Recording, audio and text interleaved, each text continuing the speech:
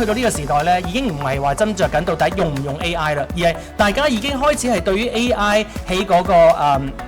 喺嗰個業務裏面咧，點樣係大規模咁使用，同埋點樣可以真係將 AI 落地。呢個就係我哋今日呢一個主辦呢個活動嘅最主要嘅原因，就係我哋會喺個指令框裏邊會輸入一啲，譬如話同品牌嘅名、賣點、消費者嘅需求、痛點同埋目的有關，咁 AI 就會彈一個佢自己生成嘅腳本出嚟，即係我成個短視頻嘅腳本啊，我個故事、我 storyline 全部出晒嚟。咁出咗嚟之後點樣呢？就係我哋會調動啱啱藥房裏邊執嘅翻嚟嗰啲藥，自動幫你生成一條視頻。生成視頻之後都唔係最重要嘅，最重要係一條視頻其實係唔夠玩，我哋係要發好多條視頻，因為我哋有矩陣號，係咪？即係我哋抖音裏邊有幾十個號，一般嚟講。咁我哋嘅矩陣號裏邊，你唔可以重複發同一條視頻噶嘛，你會唔過審噶嘛。咁然之後我哋就幫你去不斷咁樣運剪同埋裂變，將一條好嘅視頻變成幾十條好嘅視頻。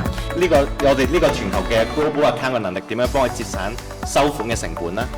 第二呢，就係我點樣加快佢收款呢個能力啦。咁簡單啲嚟講，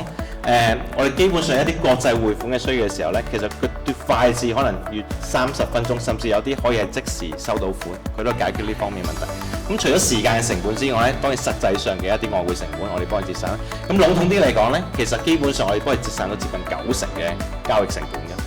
咁變相有咗 AI 之後咧，我哋係有個功能可以直接同你哋，如果有一啲 booking 嘅系統咧，係做一個 integration 嘅。咁其實個 AI 係識得自己去即刻 confirm 埋呢一個日期係 O 唔 OK 啦。如果 confirm 咗嘅話咧，其實都會可以一日之前咧就 send 翻一個reminder 嘅 message 俾佢哋。咁甚至繼而啦，就係原來成個 appointment 係完成咗啦。可能我哋2日之後咧就 send 翻個 survey 去問翻佢哋可能成個體驗啊，又或者可能會再 sell 佢哋一啲大啲嘅 package 嘅話咧，咁亦都會可以嘅。